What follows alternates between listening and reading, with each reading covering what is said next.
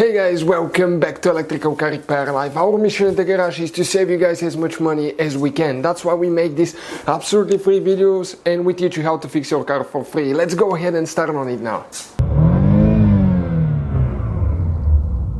So if you have that warning that says key fob not detected, multiple things can cause that, but the first thing you will want to check is your fuse for the keyless entry module, also known as RF hub module, where that fuse is located in a fuse box in the trunk. So you need to, guys, open your trunk, empty it. You need to lift the back side of the trunk, a carpet liner up. Underneath you have your spare tire. On the right passenger side is the car battery, and right behind it is the fuse box. We can zoom in so we can clearly see it. Here you have to press the tabs together, lift the cover up, and you have that layout here. Before we continue, let's explain quickly why it's always a good idea to test fuses and relays. It is, guys, very important to test fuses and relays. On those fuses you cannot clearly see if they're burnt or not, especially you can see in the J-case fuses as well. And if you guys assume, okay, let's say you remove a fuse, you look at it and you assume, guys, that it's actually a good fuse, but it's actually a bad fuse. Sometimes you cannot clearly see that. What can easily happen, guys, at that point, you can put the bad fuse in and you start replacing parts and tools that you don't need to, so you lose your time, you lose your money to fix a problem that doesn't exist, when all we had to do is test the fuse and replace it. We'll put a link to a special video that will teach you how to test fuses, how to check relays very easily as well, guys. So check it out, it will be in the description of the video below. So the fuse for the RF hub module, guys, where you can expect to find it. You see that row of fuses? Let's zoom in a little bit. So that fuse here, it's now fuse 38, 37. Even if you have a missing fuse, you count the spot 36, 35, 34, 33, right? That fuse right here, 33, that 15 amp fuse, that's the one that you will, guys, need to check. If you see the whole fuse box looks like this one.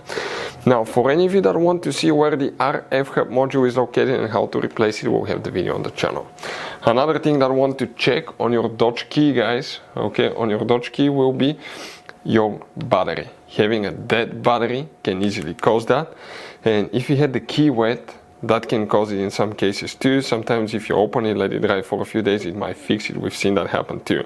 But always replace the battery. We'll have videos on our YouTube channels how to replace key fob battery on Dodge Challenger. Check it out. Another thing, it could be physically bad key. For instance, this one did go bad. This one was a good key, starting the car and everything else, but now it doesn't work anymore. We got that message. So what we did, we used, guys, the X tool. We'll put a link in the description of the video below where you can get it from. It works for Dodge, guys, okay? And that device right here, you can get the pin code, you can program keys, you can find out exactly what's wrong, you can access every computer module in your car, and sometimes they have up to 40, 50 different computers. We don't have our connected now, it's trying to communicate with the vehicle, it's not on, but the video will be on our channel, how to program key on Dodge Challenger, and how to find, guys, the pin code to program a key on Dodge Challenger. All that will be on our channel if you need to find it. Another thing, of course, check the RF hub module. It's very likely you have bad fuse, bad RF hub module, but one of the most common ones we see is bad key. So, guys, this Dodge Challenger has all kinds of different fuses and relays. Those could be really hard to find if you're in the middle of nowhere. We'll, guys, put a link in the description of the video below where you can get some spare ones put in the glove box, because one time we needed a spare, we couldn't find one, and we were stuck in the middle of nowhere because of that, guys.